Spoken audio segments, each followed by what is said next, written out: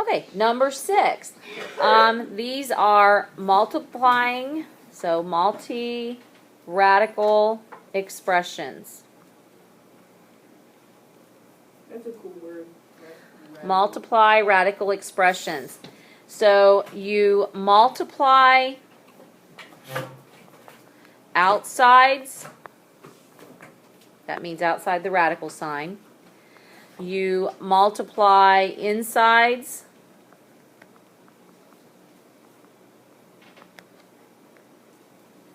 rewrite. You know what? Let me take out that rewrite. We'll put that at the end. I'm sorry. So multiply outsides, multiply insides, factor out perfect squares, just like we did at the top for the last problem.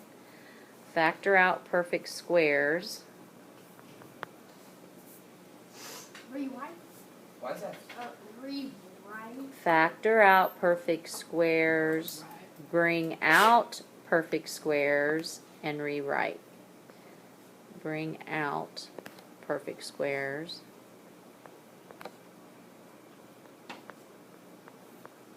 Rewrite.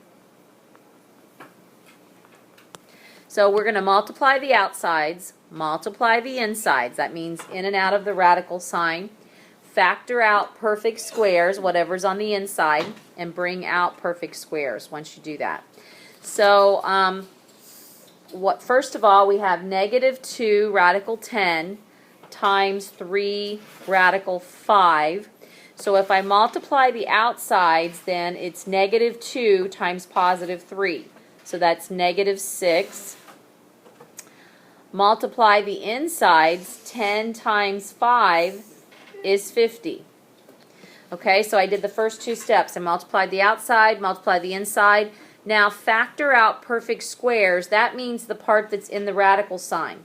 So in that radical sign, square root of 50, 25 times 2. Okay, now here's the thing. This is all a big multiplication. So it's negative 6 times radical 25 times radical 2. So what is radical 25? 5. So negative 6 times 5 times radical 2. Okay, multiply or rewrite. What's negative 6 times 5? Negative 30. So the final answer would be negative 30 radical 2. That's so hard. That's so easy. That's easy. You multiply the outsides, you multiply the insides. When you get to the inside, you look for perfect squares to bring out. You bring them out, kind of combine it back together, you get one final answer. So when you get all done, there should be one number on the outside and one number on the inside. But then if they add variables like the next one, you might have some variables involved. Okay, so the next problem, 6b. 2x times radical 3x times negative x squared times radical 6x cubed. Okay, so I look at the parts on the outside. I've got a positive 2 and a negative 1, basically, because there's not a number there. So that'd be negative 2. The x times the x squared is x cubed. Under the radical, 3 times 6, 18. And x times x to the third, x to the fourth. Okay, so I need to be thinking of perfect squares in 18, and I'm hoping you're thinking of the same one I am. So I bring along the stuff out front, and I'm going to break this down to 9 times 2. X to the fourth is good to go. It's a perfect square as is because the 4 is even. So I'm going to do negative 2x cubed times radical 9 times radical, I'm going to go x to the fourth because that's a perfect square, and then I'm going to have a radical 2 at the end. Why is the 2 at the end?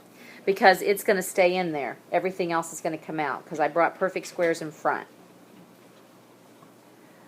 Okay, so another step. 2x cubed. What's the square root of 9? 3.